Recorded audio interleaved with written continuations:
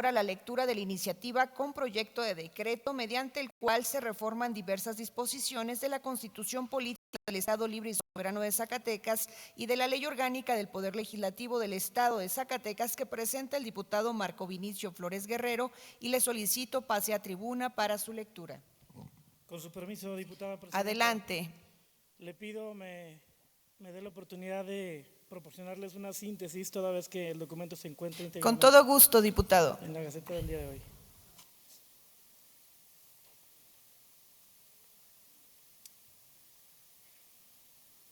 La Constitución Política de los Estados Unidos Mexicanos, en su artículo 49 establece que el supremo poder de la Federación para su ejercicio se divide en legislativo, ejecutivo y judicial, y jamás podrá reunirse dos o más de estos poderes en una sola persona, salvo en las ocasiones que la misma Constitución establece de manera extraordinaria.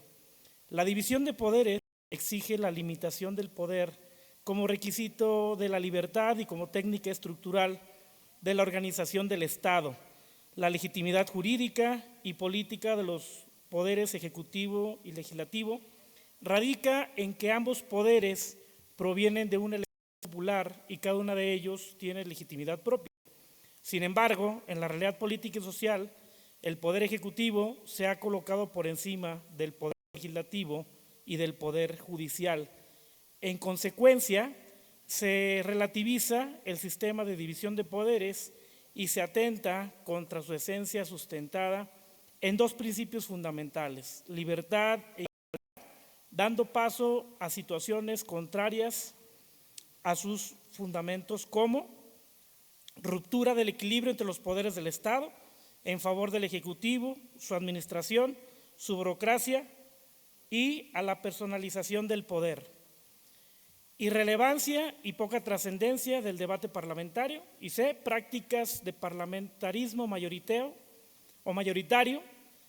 de transferencia de política a otros espacios de distintos parlamentarios. El informe de gobierno es el momento en el que se representa la rendición de cuentas, siendo el acto de mayor equilibrio entre el poder ejecutivo y el poder legislativo. El contenido trata sobre lo que guarda o ha dado una administración en un ejercicio de diálogo, transparencia, información y reivindicación y rendición de cuentas.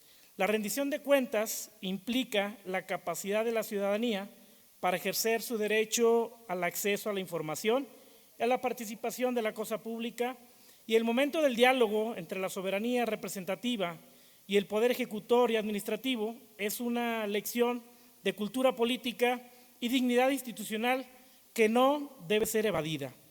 Y bueno, pues el artículo 59 de la Constitución Política del Estado Libre y Soberano de Zacatecas consagra la división de poderes y establece el formato de informe que debe rendir el Poder Ejecutivo al Poder Legislativo, que es depositario de la soberanía popular.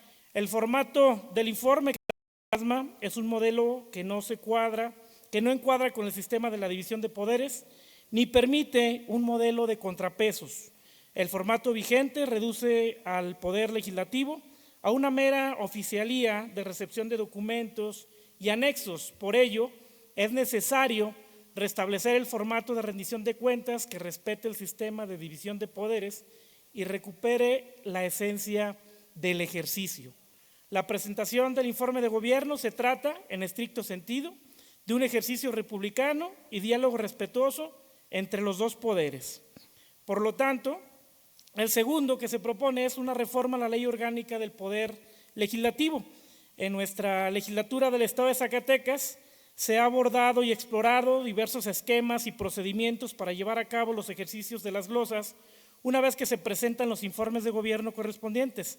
Por desgracia, las glosas se han ido convirtiendo en sesiones de pleitesía hacia los secretarios y secretarias que se presentan al Pleno, o en caso contrario, se utiliza el espacio para golpetear a quienes integran el gabinete.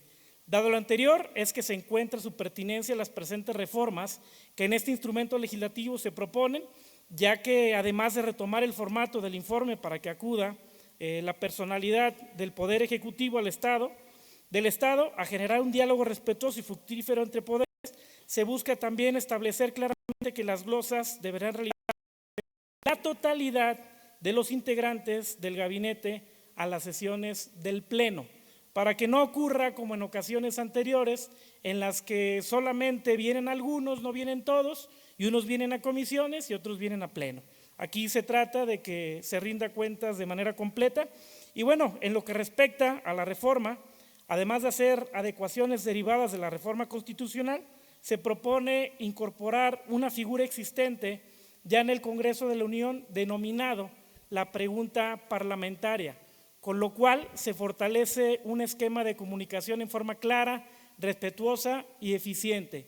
La pregunta parlamentaria es una figura de control político y se refiere a la petición concreta planteada en forma oral o escrita por un congresista parlamentario o un servidor público o ministro de Estado, secretario de despacho, etcétera, para que explique un punto específico de la exposición que ha hecho en la Asamblea Plenaria o en alguna otra comisión relativa a un proyecto de ley o a su competencia legal.